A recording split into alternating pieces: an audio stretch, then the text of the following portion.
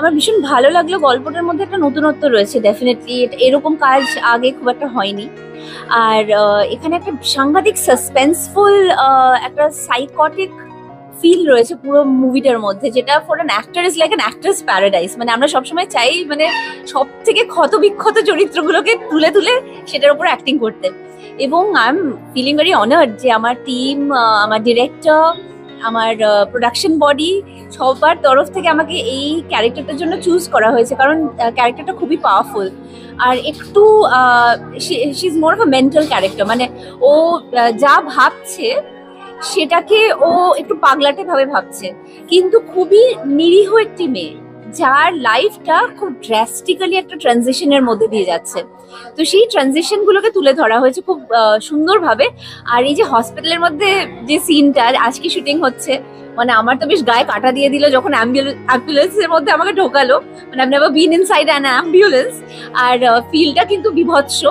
আর খুব মনে হচ্ছিল যে সত্যি যখন মানুষ সত্যি সত্যি এরকম একটা কোনো মোমেন্টের মধ্যে পড়ে, কতটা অপদস্থ, কতটা বিভৎস সেই মোমেন্টটা। তো আমাদের তো অভিনয় জগৎটা সেটাই, যে সেই জগতে যে হিডেন ট্রেজার্স রয়েছে সেগুলো আপনাদের সামনে প্রেজেন্ট করা ড্রামাটিক্যালি, এবং সেটারই একটা চেষ্টা চলছে। গল্পটা খুব অন্যরকম, হলে এসে দেখবেন এটা একদম সত্যি সত্যি বড় পর্দার ছবি যেমন হওয়া উচিত ঠিক সেরকম। স্ক্রিপ্টটা যখন পছন্দ করেছিলেন, মানে কি বিশেষত্ব ছিল যে স্ক্রিপ্টটা? আমার যেটা মনে হলো যে একটা অল্প বয়সী মেয়ে, আগেকার যুগের থেকে একটা যুগ ট্রান্সফরমেশন হয়েছে, আজকালকার জীবনটা এত স্ট্রেসফুল হয়ে উঠেছে, আর স্বাভাবিকভাবে মেয়েদের জীবনটা কতটা পাল্টেছে, এবং এই যে মডার্ন একটি মেয়ে তার জীবনে কি কি জিনিস ছুঁয়ে যেতে পারে বা কি কি জিনিস হতে পারে বা সে কেমন ভাবে রিভোল্ট করতে পারে, সবকিছু মিলিয়ে কিন্তু এই গল্পটা। ছবির নাম সম্ভবত মার্ডার স্টোরি, সুস্মিত ডিরেকশন দিচ্ছে। এখানে আমার চরিত্রটা হচ্ছে ডাক্তারের, আর নায়িকা মানে আমাদের মৌবনী যে চরিত্রটা করছে সেখানে একটা সাইকো ফিলিংস আছে, মানে মাঝে মাঝেই তার একটা সুইসাইডাল টেন্ডেন্সি থাকে। এর আগেও বেশ কয়েকবার ও বাড়িতে বা বাড়ির আশেপাশে সুইসাইড করার চেষ্টা করেছে, সেখানেও আমরা ট্রিটমেন্ট করেছিলাম। অ্যাকর্ডিংলি হসপিটাল নিয়ে আসা হয়েছে, এখন ওদের সম্ভবত ওপর থেকে নিচে ঝাঁপ দিয়েছে, আবার সেই সুইসাইডাল টেন্ডেন্সি মানে দেখানোর চেষ্টা করা হচ্ছে। এর বাইরে হয়তো অনেক কিছু থাকতে পারে, সেটা আমার সম্ভবত এই মুহূর্তে আপনাদের সঙ্গে খোলাসা করা উচিত না যতক্ষণ না ছবিটা রিলিজ হচ্ছে। অ্যাকচুয়ালি এটা আমার অনেক দিনের প্ল্যানিং ছিল। করোনার সময় থেমে গেছিলাম, করোনার পর থেকে প্ল্যানিং করলাম, তারপর ওয়েট করছিলাম মৌবনির জন্য। মৌবনির ডেট যখন কনফার্ম হলো তারপর এই গল্পটা শুরু করলাম। এটা একটা psycho thriller movie, murder mystery basically. মানুষের ভালো লাগবে, মানে এই প্যাটার্নের ছবি মানুষ খুব দেখতে চায় হলেও, এবং মাল্টিপ্লেক্সে এই টাইপের অডিয়েন্স বেশি।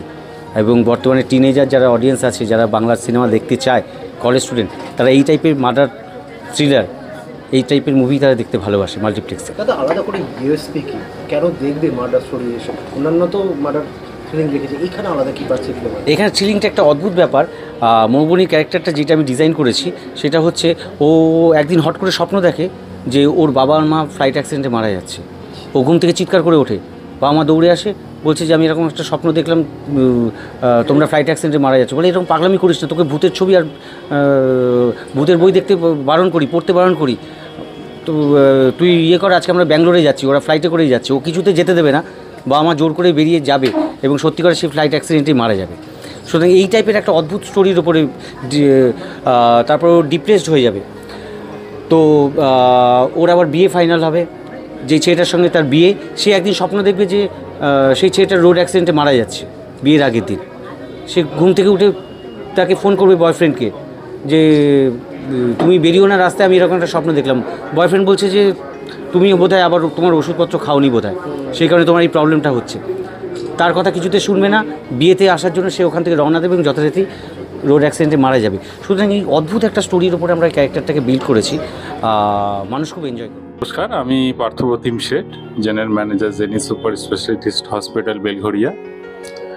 প্রথমেই টিম মার্ডার স্টোরির সমস্ত কলাকুশলী অভিনেতা অভিনেত্রীকে অভিনন্দন এবং আগাম শুভেচ্ছা। ওনারা যেই এই মুভিটি করছেন সেটা সাফল্য কামনা